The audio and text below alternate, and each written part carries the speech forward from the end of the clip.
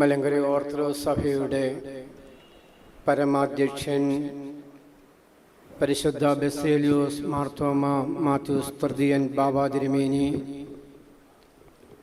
അഭിവന്ദ്യരായ പിതാക്കന്മാരെ, കോർപ്പിസ്കോപ്പന്മാരെ, റമ്പാച്ചന്മാരെ, ബഹുമാന്യരായ കന്യാസ്ത്രീകളെ, മാതാപിതാക്കളെ, സ്നേഹിതരെ, നമുക്കെല്ലാവർക്കും ഗുരുവും പിതാവുമായ മൈലപ്ര PI മാത്യൂസ് റമ്പാച്ചൻ്റെ 34ാമത് ഓർമ്മയിൽ നമ്മൾ പങ്കുചേരുകയാണ്. ഈ പുണ്യഭൂമികയിൽ ദീർഘകാലം താമസിച്ച് ആധ്യാത്മിക നിറവിൽ നമ്മെ പ്രബുദ്ധമാക്കിയ ആ വലിയ ഗുരുവിൻ്റെ സന്നിധിയിൽ സാഷ്ടാംഗ പ്രണാമം അർപ്പിക്കുകയാണ്. പരിശുദ്ധ ബാബാ തിരുമനസ്സുകൊണ്ട് വളരെ ഹൃദ്യമായി മാത്യൂസ് റമ്പാച്ചനെ നമുക്ക് പരിചയപ്പെടുത്തുകയുണ്ടായി. യോഗിയായിരുന്ന മാത്യൂസ് റമ്പാച്ചൻ, നിയോഗം ലഭിച്ച മാത്യൂസ് റമ്പാച്ചൻ, യാഗമായി തീർന്ന മാത്യൂസ് റമ്പാച്ചൻ വളരെ ഹൃദ്യമായി നമ്മുടെ ഹൃദയങ്ങളെ സ്പർശിക്കുന്ന വലിയ സന്ദേശം കേട്ട പശ്ചാത്തലത്തിലാണ് മാത്യൂസ് റമ്പാച്ചൻ്റെ ജീവിതത്തെ ഞാൻ അടയാളപ്പെടുത്തുന്നത്. ഓർത്തഡോക്സ് വൈദിക സെമിനാരിയിൽ 1987 മുതൽ 91 വരെ ഞാൻ പഠിച്ചപ്പോൾ ഈ ആശ്രമത്തിലെ നദനിയൽ റമ്പാച്ചൻ്റെ സഹപാഠിയായിട്ടാണ്. ആ 4 വർഷവും എല്ലാ അവധിക്കാലത്തും, ക്രിസ്മസ്, ഓണ അവധിക്കാലത്തും ഈ ആശ്രമത്തിലെത്തി അഭിവന്ദ്യനായ മൈലപ്ര മാത്യൂസ് റമ്പാച്ചനെ കാണുവാനായിട്ടിടയായിട്ടുണ്ട്. പല പ്രാവശ്യവും വന്നെങ്കിലും പല പ്രാവശ്യവും അദ്ദേഹം ഞങ്ങളോട് സംസാരിച്ചിട്ടില്ല. ചില അവസരങ്ങളിൽ ഞങ്ങളോട് സംഭാഷണം നടത്തിയിട്ടുണ്ട്. എനിക്ക് ഏറ്റവും അധികം ആഹ്ലാദം പറന്ന അദ്ദേഹത്തിൻ്റെ ആ മൗന വ്രതാനുഷ്ഠാനം അതീവമായി എന്നെ ആകർഷിച്ചതുകൊണ്ട് 1997 മാത്യൂസ് റമ്പാച്ചൻ്റെ മൗനത്തിൻ്റെ യോഗാത്മകതയും ആധ്യാത്മികതയും അതിൻ്റെ വിശുദ്ധിയും അടയാളപ്പെടുത്തിക്കൊണ്ട് മാത്യൂസ് റമ്പാച്ചനെ കുറിച്ച് ഒരു ഗ്രന്ഥം രചിച്ചപ്പോൾ അതിനിട്ട പേര് മൗനത്തിൻ്റെ പ്രകാശം എന്നായിരുന്നു. ഈ പ്രഭാതത്തിൽ മായിൽ തുടങ്ങുന്ന 3 വാക്കുകൾ അടയാളപ്പെടുത്തി എൻ്റെ അനുസ്മരണം സമാപിപ്പിക്കുകയാണ്. അഭിവന്ദ്യനായ മാത്യൂസ് റമ്പാച്ചൻ 1904 ജനിച്ചു. പരിശുദ്ധ പരിമല തിരുമേനി കാലം ചെയ്ത് 2 വർഷം കഴിഞ്ഞപ്പോൾ അദ്ദേഹം ഭൂമുഖത്തേക്ക് ജനിച്ചു വീണു. 1991 സെപ്റ്റംബർ മാസം 4-ാം തീയതി രാത്രിയിൽ നമ്മിൽ നിന്നും യാത്രയായി. നമ്മൾ സ്നേഹത്തോടെ മൈലപ്ര മാത്യൂസ് റമ്പാച്ചനെന്നും അട്ടച്ചാക്കൽ റമ്പാച്ചെന്നും PI മാത്യൂസ് റമ്പാച്ചൻ എന്നൊക്കെ നമ്മൾ വിശേഷിപ്പിക്കാറുണ്ട്. എൻ്റെ മനസ്സിലെത്തുന്നത് അദ്ദേഹം ദീർഘകാലം റമ്പാച്ചനായിരുന്നു. 48 വർഷം അല്ലെങ്കിൽ അരനൂറ്റാണ്ടോളം റമ്പാനായി ഈ ഭൂമുഖത്ത് പ്രവർത്തിക്കുവാനായിട്ട് കഴിഞ്ഞു എന്നുള്ളതാണ്. മാത്യൂസ് റമ്പാച്ചൻ മഹാമൗനിയായ ആചാര്യനായിരുന്നു. മൗനത്തിൻ്റെ പ്രകാശമായിരുന്നു. സാഹിത്യകാരനായ ഡോക്ടർ KM തരകൻ വിശേഷിപ്പിച്ചത് ആത്മീയ പൗരുഷത്തിൻ്റെ പ്രകാശമായിരുന്നു. എന്നെ ഏറ്റവും അധികം അത്ഭുതപ്പെടുത്തുന്നതും വളരെ ആകർഷിച്ചിട്ടുള്ളതുമായ വിവരണം ലോകപ്രശസ്തനായ ഡോക്ടർ പൗലോസ് മാർ ഗ്രിഗോറിയോസ് തിരുമേനി മാത്യൂസ് റമ്പാച്ചനെ കുറിച്ച് പറഞ്ഞ 3 നിരീക്ഷണങ്ങളാണ്. അദ്ദേഹം ഇവിടെ എത്തി പ്രാർത്ഥനകൾ നടത്തിയത് ഞാൻ ഓർക്കുന്നുണ്ട്. 1996 ഓഗസ്റ്റ് മാസം 24-ാം തീയതി അത് കഴിഞ്ഞ് അധികകാലം കഴിയുന്നതിന് മുമ്പ് അദ്ദേഹം ലോകത്തോട് യാത്രയായി. പൗലോസ് മാർ ഗ്രിഗോറിയോസ് തിരുമേനി പറയുകയാണ്, വളരെ ഹൃദ്യമായി ലളിതമായ വാക്കിൽ അദ്ദേഹം ആലേഖനം ചെയ്യുകയാണ്. നമ്മുടെ മൈലപ്ര മാത്യൂസ് റമ്പാച്ചൻ ഏകാന്തവാസിയും മുനിയും ആയിരുന്നെങ്കിലും അതോടുകൂടെ തന്നെ സമൂഹ പ്രാർത്ഥനയും പരിശുദ്ധ കുർബാനയ്ക്കും സാധുജന ക്ഷേമത്തിനും ഉയർന്ന സ്ഥാനം കൽപ്പിച്ചു. വേദശാസ്ത്ര വിശകലനമാണത്. ഓർത്തഡോക്സ് പാരമ്പര്യത്തിലുള്ള അടയാളമാണ്. ദൈവത്തോടുള്ള ആഭിമുഖ്യം ആരാധനയിൽ കൂടി പ്രാപിക്കുമ്പോൾ സമൂഹത്തെ ചേർത്ത് പിടിക്കുവാൻ മാത്യൂസ് റമ്പാച്ചന് കഴിഞ്ഞു എന്ന് ഡോക്ടർ പൗലോസ് മാർ ഗ്രിഗോറിയോസ് തിരുമേനി അടയാളപ്പെടുത്തുകയാണ്. വീണ്ടും അദ്ദേഹം പറയുകയാണ്, മൈലപ്ര റമ്പാച്ചൻ പ്രാർത്ഥനയിലും ഉപവാസത്തിലും പരിമല തിരുമേനിയെ പോലെ തന്നെ അത്യുത്സാഹിയും നിഷ്ഠയുള്ളവനുമായിരുന്നു. പരിമല തിരുമേനിയെ പോലെ തന്നെ പ്രാർത്ഥനയിലും അനുഷ്ഠാനങ്ങളിലും നിഷ്ഠയുള്ള പിതാവായിരുന്നു. പൗലോസ് മാർ ഗ്രിഗോറിയോസ് തിരുമേനി മാത്യൂസ് റമ്പാച്ചനെ ചേർത്ത് പിടിക്കുന്നത് പരിമല തിരുമേനിയോടൊപ്പമാണ് എന്ന് നമ്മൾ ഓർക്കണം. ഒരു സ്റ്റേറ്റ്മെന്റ് കൂടി അദ്ദേഹം പറയുന്നത് ഞാൻ രേഖപ്പെടുത്തുകയാണ്. പൗലോസ് മാർ ഗ്രിഗോറിയോസ് തിരുമേനി ആ പ്രഭാഷണത്തിന്റെ അവസാനത്തിൽ, അത് പിന്നീട് ലേഖനമായിട്ട് വന്നിട്ടുണ്ട്, അതിൽ ആലേഖനം ചെയ്തത് ഇങ്ങനെയാണ്: എനിക്ക് വേണ്ടിയും എൻ്റെ സഭയ്ക്ക് വേണ്ടിയും എൻ്റെ ലോകത്തിന് വേണ്ടിയും പ്രത്യേകം പ്രാർത്ഥിക്കണമേ എന്ന് ആ പുണ്യപുരുഷനോട് അഭ്യർത്ഥിക്കുകയും ചെയ്യുന്നു.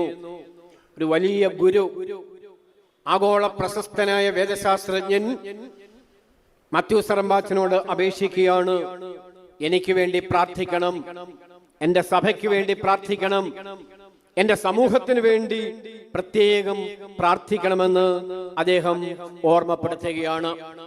ഞാൻ ഓർപ്പിക്കുകയുണ്ടായി, മായിൽ തുടങ്ങുന്ന 3 പദങ്ങൾ വിശകലനം ചെയ്ത് എൻ്റെ അനുസ്മരണം സമാപിപ്പിക്കുകയാണ്.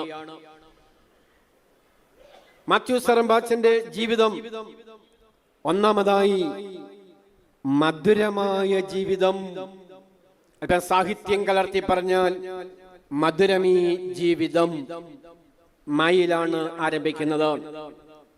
അദ്ദേഹം 48 വർഷം റമ്പാച്ചനായി ജീവിച്ചു. 87 വയസ്സ് അദ്ദേഹത്തിനുണ്ടായിരുന്നു. ഞാൻ ഓർപ്പിച്ചു, 1904 ജനിച്ചു. 22-ാമത്തെ വയസ്സിൽ ശമാസനായി, 28-ാമത്തെ വയസ്സിൽ വൈദികനായി, 39-ാമത്തെ വയസ്സിൽ റമ്പാസ്ഥാനം ലഭിച്ചു. 48-ാമത്തെ വയസ്സിൽ അട്ടച്ചാക്കൽ സ്കൂൾ ആരംഭിക്കുവാൻ അദ്ദേഹം നേതൃത്വം നൽകി. 87-ാമത്തെ വയസ്സിൽ അദ്ദേഹം അന്തരിച്ചു. ജീവിതത്തിന്റെ ചെറിയ രേഖയാണ് ഞാൻ ഓർപ്പിക്കുന്നത്.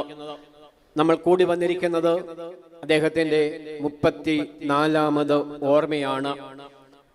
ഈ പുണ്യപിതാവിന്റെ ജീവിതം മധുരമായിരുന്നു, ഹൃദ്യമായിരുന്നു എന്ന് പറയുമ്പോൾ അതിന്റെ ഏറ്റവും പരമ പ്രാധാന്യം എന്ന് പറയുന്നത് പ്രാർത്ഥനയിൽ ആഹ്ലാദം കണ്ടെത്തി. പരിശുദ്ധ ബാവാ തിരുമനസ്സുകൊണ്ട് അത് വിശദീകരിച്ചു. വളരെ ചെറുപ്രായത്തിൽ തന്നെ അമ്മ മരിച്ചുപോയി. സഹോദരി ഈ പൈതലിനെ തോളത്തിട്ട് താരാട്ട് പാട്ടിയത് ആരാധനാ ഗീതങ്ങളാണ്, പ്രാർത്ഥനാ ഗാനങ്ങളാണ്. പ്രാർത്ഥനകൾ കേട്ട് കേട്ട് ഈ പിതാവ് ബാല്യത്തിൽ ഉറങ്ങി. അവിടെ നിന്നും സമാർജിച്ച പ്രാർത്ഥനയുടെ മാധുര്യം, ആരാധനയുടെ ഹൃദ്യത, അത് ജീവിതത്തിന്റെ ഭാഗമായി സംശീകരിക്കപ്പെടുകയായിരുന്നു. പ്രാർത്ഥനയും ആരാധനയും വിശുദ്ധ കുർബാനയും നോമ്പ്, ഉപവാസ അനുഷ്ഠാനങ്ങളും എല്ലാം ആ ജീവിതത്തിൽ ഇഴുകിച്ചേർന്നു. അതോടൊപ്പം ആ ജീവിതം പുണ്യമായി തീർന്നത് ആരാധനയ്ക്കൊപ്പം വലിയ പൂർണ്ണസമയ സുവിശേഷകനായി അദ്ദേഹം പ്രവർത്തിച്ചു എന്നുള്ളതാണ്. അദ്ദേഹത്തിന്റെ മധുര സ്മരണകൾക്കകത്ത് മധുര ഭാഷണത്തിൽ പറയുന്നുണ്ട്, അദ്ദേഹം ഏറ്റവും അധികം ആകർഷ്ടനായി തീർന്നത് പരിമല തിരുമേനിയുടെ ജീവിതമാണ്. അദ്ദേഹത്തിന്റെ ജീവിതത്തെ ആദ്യോടൊന്നും സമഗ്രമായി പരിവർത്തനം ചെയ്യിപ്പിച്ചത് പരിശുദ്ധ ഗീവർഗീസ് ദ്വിതീയൻ ബാവാ തിരുമേനിയാണ്. തോമാമാർ ദീവന്യാസോസ് തിരുമേനിയും പത്രോസ്മാർ ഉസ്താദോസ് തിരുമേനിയും ഒക്കെ ആ ജീവിതത്തെ ത്വരിതപ്പെടുത്തി. പ്രത്യേകിച്ച് പത്രോസ്മാർ ഉസ്താദോസ് തിരുമേനിയുടെ ഈ സഞ്ചാര സുവിശേഷം ശ്ലീബാദാസ സമൂഹം ഈ പ്രദേശത്ത് അതീവമായ പ്രവർത്തനങ്ങൾ നടത്തി. അതിന് മാതൃകയും ഉപദേശവും പഠന പ്രബോധനങ്ങളും ഒക്കെ നൽകിയത് മാത്യൂസ് റംബാച്ചനായിരുന്നു. അന്ന് അദ്ദേഹം വൈദികനായിരുന്നു. ആ സുവിശേഷ പ്രവർത്തനമാണ് തുമ്പമൺ മെത്രാസനത്തിന്റെ കിഴക്കൻ മേഖലകളിൽ വലിയ സാക്ഷ്യം നിർവഹിക്കപ്പെട്ടത്. എന്റെ ജീവിതത്തിന്റെ 20 വയസ്സെന്ന് പറയുന്നത് 20 വർഷക്കാലം ഞാൻ തുമ്പമൺ മെത്രാസനത്തിന്റെ ഭാഗമായിരുന്നു. പിന്നീടാണ് ചെങ്ങന്നൂർ മെത്രാസനം 1985 ഉണ്ടായത്. അതുകൊണ്ട് എന്റെ ബാല്യകാലവും യൗവനകാലവും ഒക്കെ ഈ ഭദ്രാസനത്തിന്റെ വിവിധ മേഖലകളിൽ പ്രവർത്തിക്കുവാനും അടുത്തറിയുവാനും എനിക്ക് കഴിഞ്ഞിട്ടുണ്ട്. നമ്മുടെ കിഴക്കൻ മേഖലകളിൽ പ്രത്യേകിച്ച് തണ്ണിത്തോട്, സീതത്തോട്, തേക്കുതോട്, മണ്ണീറ, അട്ടച്ചാക്കൽ, കൊന്നപ്പാറ ഈ പ്രദേശങ്ങളിൽ സുവിശേഷ സാക്ഷ്യം വഹിക്കുവാൻ ഈ റംബാച്ചന് കഴിഞ്ഞു. ശ്ലീബാദാസ സമൂഹത്തിന്റെ പശ്ചാത്തലത്തിലാണ് അത് നടന്നത് എന്ന് ഓർക്കണം. ആ മേഖലയൊക്കെ നമ്മൾ ഓർത്തു നോക്കണം. അത് റബ്ബറിൻ തോട്ടത്തിന്റെ ഇടമാണ്, കാപ്പിത്തോട്ടത്തിന്റെ ഇടമാണ്, തേയിലത്തോട്ടത്തിന്റെ ഇടമാണ്. തൊഴിലാളികളുടെ ഇടയിൽ വലിയ സുവിശേഷ സാക്ഷ്യം നിർവഹിക്കുവാൻ മാത്യൂസ് റംബാച്ചൻ കാണിച്ച തീഷ്ണത നമുക്കൊരിക്കലും മറക്കുവാനായിട്ട് കഴിയുകയില്ല. അതുകൊണ്ടാണ് ഞാൻ പറഞ്ഞത്, ഈ ജീവിതം മധുരം, ഈ ജീവിതം മാധുര്യം പകരുന്ന ജീവിതം, പുതുതലമുറക്ക് മാധുര്യം പങ്കിടുന്ന ആ ജീവിതം വളരെ ഹൃദ്യമായി നമ്മൾക്ക് അനുഭവപ്പെടുന്നു. രണ്ടാമത്തെ വാക്കുമായി തുടങ്ങുന്നത് മൗന വൃദ്ധമാണ്. ഞാൻ ഓർപ്പിക്കുകയുണ്ടായി, അദ്ദേഹത്തെ കാണാൻ വന്ന അവസരങ്ങളൊന്നും സാധിച്ചിട്ടില്ല. ആരാധനയിൽ പങ്കെടുത്തിട്ടുണ്ട്, കണ്ടിട്ടുണ്ട്, കൈമുത്തിയിട്ടുണ്ട്. അപൂർവമായ അവസരങ്ങളിൽ മാത്രമാണ് സംസാരിക്കുവാനായിട്ട് അവസരം ലഭിച്ചത്. അദ്ദേഹത്തിന് ദീർഘമായ മൗനത്തിലേക്ക് പ്രവേശിക്കണമെന്നുള്ള ഉൾത്വര ഉണ്ടായി. അദ്ദേഹം പരിശുദ്ധ ഗീവർഗീസ് തുതിയൻ ബാവായിക്ക് ദീർഘമായ ഒരു കത്തെഴുതി. എന്റെ മുന്നിൽ വലിയൊരു ചോദ്യമുണ്ട്, അതിന് ഉത്തരം ഞാൻ വിശദീകരിക്കുന്നില്ല. മാത്യൂസ് റംബാച്ചനെ കുറിച്ച് പഠിക്കുമ്പോൾ ആ ചോദ്യത്തിന് ഉത്തരം നമുക്ക് കിട്ടണം. എന്തുകൊണ്ടാണ് മാത്യൂസ് റംബാച്ചൻ ദീർഘമായ മൗനത്തിലേക്ക് പ്രവേശിക്കുവാനായിട്ട് സന്നദ്ധനായത്? ഒരു റിസർച്ച് മെത്തഡോളജി പഠിക്കുമ്പോൾ ആ ചോദ്യം വളരെ പ്രധാനപ്പെട്ടതാണ്. എന്തുകൊണ്ടാണ് മാത്യൂസ് റംബാച്ചൻ ദീർഘകാലം മൗനത്തിലേക്ക് മാറിപ്പോകുവാനിടയായത്? അതിലെ ഉത്തരം അദ്ദേഹം നൽകുന്നുണ്ട്. മലപ്പുറം മാത്യൂസ് റംബാച്ചനെ കുറിച്ച് ഡോക്ടർ സൗമ്യ ചന്ദ്രപിള്ളി സാർ എഴുതിയ പുസ്തകത്തിൽ അതിന്റെ 20ാമത്തെ പേജിൽ ദീർഘമായിട്ട് പറയുന്നുണ്ട്. നമ്മളത് വായിക്കണം, പഠിക്കണം. അദ്ദേഹം 1 വർഷത്തേക്ക് ദീർഘമായ മൗനത്തെ കുറിച്ച് പരിശുദ്ധ ബാവാതിരുമനസിനോട് ചോദിച്ചപ്പോൾ ബാവാതിരുമനസ് മറുപടി പറഞ്ഞത് ഇങ്ങനെയാണ്: നമ്മുടെ സന്യാസ പാരമ്പര്യത്തിൽ 40 ദിവസം ഭക്ഷണം കഴിച്ചും 40 ദിവസം ദീർഘമായ മൗനത്തിലും വ്രതത്തിലും പങ്കിയിരുന്ന പാരമ്പര്യമുണ്ട്. അതുകൊണ്ട് തുടക്കം എന്ന നിലയിൽ 40 ദിവസം നോമ്പ് എടുത്താൽ മതി എന്ന് അദ്ദേഹത്തിന് അവസരം കൊടുക്കുകയാണ്. ആ കത്തിൽ പറയുന്നുണ്ട്, ഞാൻ ഈ നോമ്പെടുക്കുമ്പോൾ ഒരുത്തരോടും സംസാരിക്കുകയില്ല, പൗരോഹിത്യ കർമ്മങ്ങളിൽ നിന്ന് ഒഴിഞ്ഞു നിൽക്കും, എന്നാൽ വിശുദ്ധ കുർബാന അനുഷ്ഠിക്കും, ഏവങ്കേലിയോൻ പ്രസംഗം നടത്തും. അതാണ് അദ്ദേഹത്തിന്റെ ചിന്ത. അദ്ദേഹം എഴുതുകയാണ്, പൂർണ്ണ മൗനമെടുത്ത് ശാന്തനായും ഏകനായും ദൈവത്തോട് പ്രാർത്ഥിക്കേണ്ടതിന് എന്റെ ആത്മാവ് പരമമായി ആഗ്രഹിക്കുന്നു. അതാണ് പരിശുദ്ധ ബാവാതിരുമനസ് പറഞ്ഞ ആ യോഗാത്മകത. ദൈവവും മനുഷ്യനും ഒന്നായി ആ തലത്തിലേക്ക് ഉയരുന്ന അനുഭവം, ഏക യോഗമായി തീരുന്ന ആ യോഗാത്മകതയുടെ ആധ്യാത്മിക നിറവ് അദ്ദേഹത്തിന് എടുക്കുവാനായിട്ട് കഴിഞ്ഞു. പ്രാർത്ഥനയും മനനവും അദ്ദേഹത്തെ ആകർഷിച്ചു എന്നാണ്. ആ കൽപ്പനയിൽ തന്നെ, ആ കത്തിൽ തന്നെ അദ്ദേഹം പറയുകയാണ്, എന്റെ ആത്മീക പോഷണത്തിനും സഭയുടെ പുരോഗതിക്കും വേണ്ടി പ്രാർത്ഥിക്കേണ്ടതിന് എന്നെ അനുവദിക്കണമേ. പ്രാർത്ഥിക്കുന്ന വലിയൊരു പിതാവ്, പ്രാർത്ഥിക്കുന്ന ഒരു ആചാര്യൻ, പ്രാർത്ഥിക്കുന്ന ഒരു ഗുരു, മൗനമായി പ്രാർത്ഥിക്കുന്ന മൗന വ്രതം സ്വീകരിച്ച ആ വലിയ പിതാവ്. നമ്മുടെ ജീവിതത്തിലും ഈ മൗനത്തിന്റെ ഭാവം നമുക്കുണ്ടാവണം. എനിക്ക് തോന്നുന്നത് പരിശുദ്ധ പരമല തിരുമേനിയുടെ മൗനവ്രതം ദീർഘകാലം മൗനമായി ആരാധനയിലും പ്രാർത്ഥനയിലും എഴുത്തിലും വെട്ടിക്കൽ ദേറായിൽ പരിശുദ്ധ പരമല തിരുമേനി പങ്കിട്ട ആ കാലം മാത്യൂസ് റമ്പാച്ചനെ ആകർഷിച്ചിട്ടുണ്ട്. പാമ്പാടി തിരുമേനിയുടെ ദീർഘമായ മൗന കാലം, അതിന്റെ പരമ്പര ഇങ്ങോട്ട് വരുമ്പോൾ അത് വളരെ ഹൃദ്യമാണ്. മാത്യൂസ് റമ്പാച്ചനിൽ എത്തിച്ചേരുന്നു. പൗലോസ് ദിദിയൻ ബാവായിൽ അത് എത്തിച്ചേരുന്നു. നമ്മുടെ പരിശുദ്ധ കാതോലിക്ക ബാവ, പരിശുദ്ധ മാത്യൂസ് തൃതീയൻ ബാവ തിരുമേനിയും എല്ലാ മാസവും കിട്ടുന്ന അവസരങ്ങളൊക്കെ മൗനമായി ഏകാന്തമായി പ്രാർത്ഥനയിൽ യോഗാത്മകതയിലേക്ക് പോകുന്നു എന്ന് പറയുമ്പോൾ മാത്യൂസ് റമ്പാച്ചൻ പങ്കിട്ട ആധ്യാത്മികതയുടെ നിറവ് പുതിയ തലമുറകളിലേക്ക് നമ്മിലേക്ക് എത്തിച്ചേരുകയാണ്.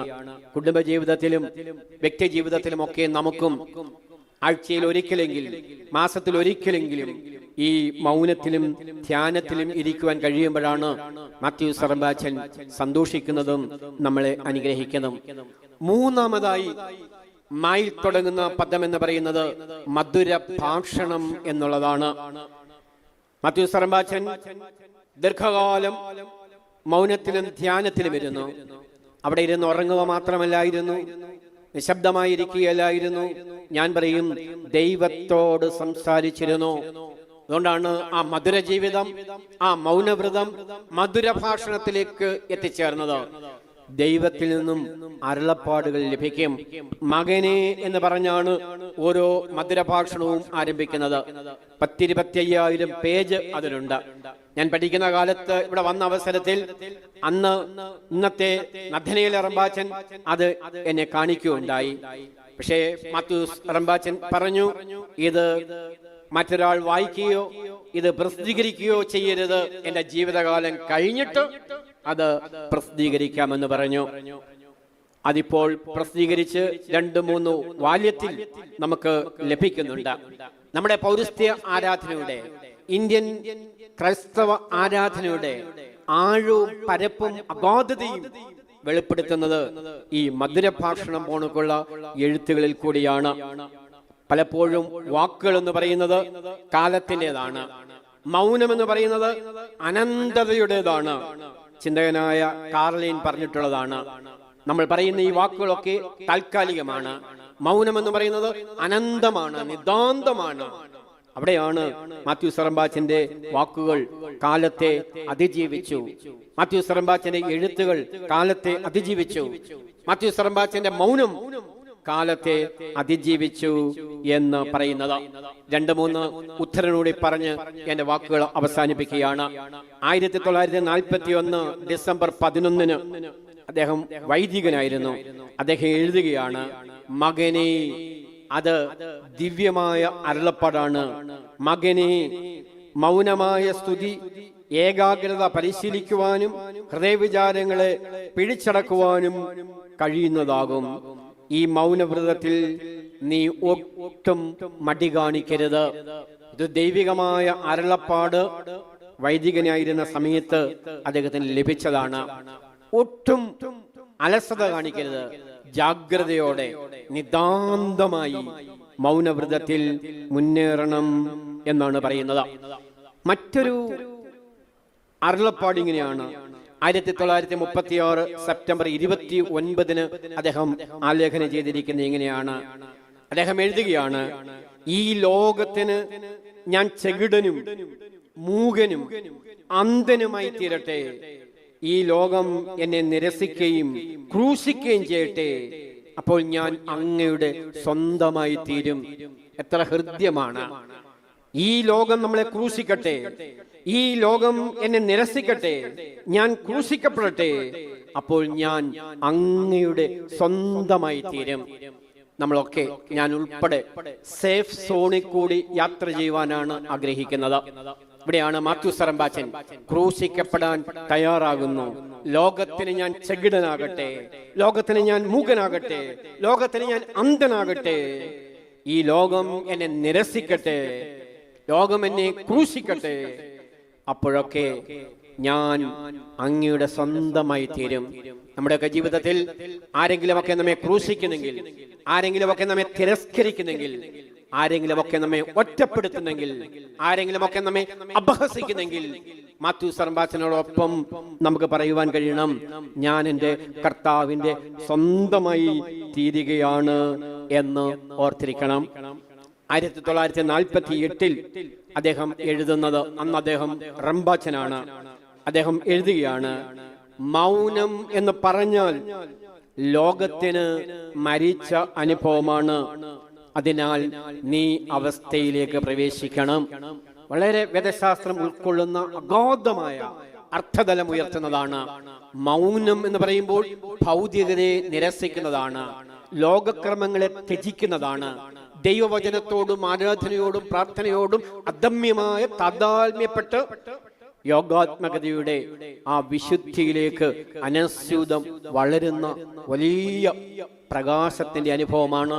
അതുകൊണ്ടാണ് ഞാൻ എഴുതിയത്, മാത്യൂസ് അറമ്പാച്ചൻ മൗനത്തിന്റെ പ്രകാശം ആകുന്നു എന്ന് പറയുന്നത്. ഞാൻ എൻ്റെ വാക്കുകളെ ഉപസംഹരിക്കാൻ തുടങ്ങുമ്പോൾ ആ മധുരഭാഷണത്തിലെ ചില പ്രാർത്ഥനകൾ നോക്കണം. അതെല്ലാം ലളിതമാണ്, കൊച്ചു കൊച്ചു വാക്കുകളാണ് എഴുതിയിരിക്കുന്നത്. ദൈവത്തെയൊക്കെ അടയാളപ്പെടുത്തുന്നത് ഇങ്ങനെയാണ്: കരുണയും സ്നേഹവും നിറഞ്ഞ യേശുവേ, സ്നേഹമേറിയ യേശുവേ, ശോഭാപൂർണനായ യേശുവേ, പരിശുദ്ധനായ യേശുവേ. എനിക്കറിയില്ല മാത്യൂസ് അറമ്പാച്ചന് ജീസസ് പ്രയർ അറിവുണ്ടായിരുന്നുവോ എന്നുള്ളത്. പക്ഷെ ജീസസ് പ്രയറിന്റെ അതേ പ്രാർത്ഥനയുടെ സാരാംശവും അടയാളവും പ്രതിസ്പന്ദനവും ഒക്കെ അദ്ദേഹത്തിന് കണ്ടെത്തുവാനായിട്ട് കഴിയും. 1940 ഡിസംബർ 21 അദ്ദേഹം അരുളപ്പാട് സ്വീകരിക്കുന്നത് എങ്ങനെയാണ്: മകനെ, നീ ഒരുത്തരുടെയും സ്നേഹം, ബഹുമാനം, ആദരവ്, അനാദരവ്, പണം എന്നിവയെ കുറിച്ച് ചിന്തിക്കേണ്ട. നിന്റെ സർവവും ഞാനാണ്. എന്തൊരു ഹൃദ്യമാണ്! നിന്നെ ചിലർ സ്നേഹിക്കും, നിന്നെ ചിലർ എതിർക്കും, നിനക്ക് അനാദരവ് നൽകും, ചിലർ നിനക്ക് സ്നേഹം നൽകും, ചിലർ പണം തരും, സ്ഥാനം നൽകും. അതിൽ സന്തോഷിക്കുകയും ദുഃഖിക്കുകയും ഒന്നും ചെയ്യേണ്ട. മാത്യൂസ് അറമ്പാച്ചനോട് പറയുക, നിനക്ക് സർവസ്വവും ഞാനാണ് എന്ന് പറഞ്ഞാൽ ആരാണ്? ദൈവം, യേശു അദ്ദേഹത്തിന്റെ സർവസ്വവുമാണ്. പരിശുദ്ധ ബെസേലിയോസ് മാർത്തോമ മാത്യൂസ് തൃതീയൻ ബാവ തിരുമനസ് ഈ ആശ്രമത്തിലെ വിസിറ്റർ ബിഷപ്പ് എന്ന നിലയിൽ എത്രയോ തവണ ഇവിടെ വന്നിട്ടുണ്ട്. അദ്ദേഹത്തിന്റെ എത്രയോ പ്രസംഗം ഈ ഭൂമികയിൽ പ്രതിസ്പന്ദനം ചെയ്തിട്ടുണ്ട്. പരിശുദ്ധ ബാവ തിരുമനസ് 1996 എഴുതിയ ലേഖനത്തിലെ ഒരു വരി വായിച്ച് ഞാൻ നിർത്തുകയാണ്. മാത്യൂസ് മാർ സേവ്യറിയോസ് തിരുമേനി എന്ന നിലയിൽ 1996 എഴുതി. മാത്യൂസ് റമ്പാച്ചനെ കുറിച്ച് ഏറ്റവും കൂടുതൽ പഠനങ്ങൾ ഉണ്ടായത് 96 97 അതിന്റെ പുതിയ പ്രിന്റുകളാണ് പിന്നീട് ഉണ്ടായത്. നമ്മുടെ ബാവ തിരുമേനി 96 എഴുതിയിരിക്കുന്നത് ഞാൻ വായിക്കുകയാണ്. ആധുനികതയും അത്യാധുനികതയും കൊടികുത്തി വാഴുന്ന ഈ കാലഘട്ടത്തിൽ ഉപഭോഗ സംസ്കാരത്തിൽ നിന്ന് വ്യത്യസ്തമായി ചിന്തിക്കുവാൻ നാം അശക്തരായിക്കൊണ്ടിരിക്കുന്നു. ഈ വേലിയേറ്റങ്ങളുടെ നടുവിൽ ജീവിത നൗകയെ വെല്ലുവിളിയോടെ കരക്കടിപ്പിച്ച പുണ്യപിതാവാണ് മാത്യൂസ് അറമ്പാച്ചൻ. 10-30 വർഷങ്ങൾക്ക് മുമ്പ് കോറിയിട്ട ഈ അമൂല്യമായ സൂക്തം ഇന്നും വളരെ പ്രസക്തമാണ്. ആധുനികതയും അത്യാധുനികതയും ഏറ്റുമുട്ടുന്ന സാഹചര്യത്തിൽ ഉപഭോഗ സംസ്കാരം, അതിന്റെ മത്സരം നമ്മളെ വിഴുങ്ങുന്ന സാഹചര്യത്തിൽ അതിനെതിരായി തുഴയുവാൻ നമ്മൾ മറന്നുപോകുന്നു, നമ്മൾ പരാജയപ്പെടുന്നു. എന്നാൽ മാത്യൂസ് അറമ്പാച്ചൻ ഈ എല്ലാ വേലിയേറ്റങ്ങളുടെയും നടുവിൽ ജീവിത നൗകയെ, സഭാ നൗകയെ വെല്ലുവിളിയോടെ കരക്കടിപ്പിച്ച പുണ്യപിതാവാണ് മാത്യൂസ് അറമ്പാച്ചൻ എന്ന് പരിശുദ്ധ ബാവ തിരുമനസ് ആലേഖനം ചെയ്തത് ഞാൻ ഏറ്റു പറയുകയാണ്. ഇന്ന് പറഞ്ഞ ആ തിരുമൊഴി കൂടി ചേർത്ത് വായിക്കുമ്പോൾ മാത്യൂസ് അറമ്പാച്ചൻ യോഗാത്മകതയുടെ പ്രതീകമായിരുന്നു. മാത്യൂസ് അറമ്പാച്ചൻ നിയോഗം പ്രാപിച്ച പിതാവായിരുന്നു. മാത്യൂസ് റമ്പാച്ചൻ ജീവിതത്തെ യാഗമായി സമർപ്പിച്ചു എന്ന് പറയുമ്പോൾ അതിന്റെ അർത്ഥം 96 പരിശുദ്ധ പിതാവ് എഴുതിയതിന്റെ വിശദീകരണമാണ്. അത്യാധുനികതയെയും ഈ ഉപഭോഗ സംസ്കാരത്തെയും അതിജീവിക്കുവാൻ മാത്യൂസ് റമ്പാച്ചൻ എങ്ങനെ കഴിഞ്ഞു? ഇന്ന് പരിശുദ്ധ പിതാവ് പറഞ്ഞു, അദ്ദേഹം യോഗിയായിരുന്നു, അദ്ദേഹത്തിന് നിയോഗം ലഭിച്ചു, അദ്ദേഹം ജീവിതത്തെ യാഗമായി സമർപ്പിച്ചു. ഞാൻ പങ്കിട്ടത് മായിൽ തുടങ്ങിയ 3 പദങ്ങളാണ്. മാത്യൂസ് റമ്പാച്ചന്റെ ജീവിതം മധുര ജീവിതമാണ്. മധുരം ഈ ജീവിതം, അതൊന്ന് വിശദീകരിച്ചാൽ മാധുര്യമുള്ള ജീവിത സാക്ഷ്യം പകർന്ന റമ്പാച്ചനായിരുന്നു. 2, മൗനവ്രതം, മൗനിയായ പിതാവായിരുന്നു. 3, മധുരഭാഷണം, ദൈവികമായ അരുളപ്പാടുകൾ ലഭ്യമായ പിതാവായിരുന്നു. ഞാൻ വാക്കുകളെ ഉപസംഹരിക്കുകയാണ്. ഈ വലിയ ഗുരുവിന്റെ, ഈ വലിയ പിതാവിന്റെ മധ്യസ്ഥത നമുക്ക് കോട്ടയായിരിക്കട്ടെ. നമുക്കും മഹാമൗനത്തിലേക്കും വ്രതവിശുദ്ധിയിലേക്കും ആരാധനാ ജീവിതത്തിലേക്കും അനുഷ്ഠാനങ്ങളിലേക്കും പടിപടിയായി ചവിട്ടിക്കയറാം. മാത്യൂസ് റമ്പാച്ചന്റെ മധ്യസ്ഥത നമ്മുടെ ദേശത്തിന് കോട്ടയായിരിക്കട്ടെ. പരിശുദ്ധ പിതാവിനോടുള്ള ഭക്തിയാദരവുകൾ വിനയപൂർവ്വം സമർപ്പിച്ച് നദനേൽ റമ്പാച്ചനുള്ള സ്നേഹം പങ്കിട്ട് എല്ലാ അഭിവന്ദരായ പിതാക്കന്മാരോടും എൻ്റെ വിനീതമായ ഭക്തി അർപ്പിച്ച് എൻ്റെ വാക്കുകൾ നിർത്തുന്നു. മാത്യൂസ് റമ്പാച്ചന്റെ മധ്യസ്ഥതയിൽ ശരണപ്പെടുന്നു.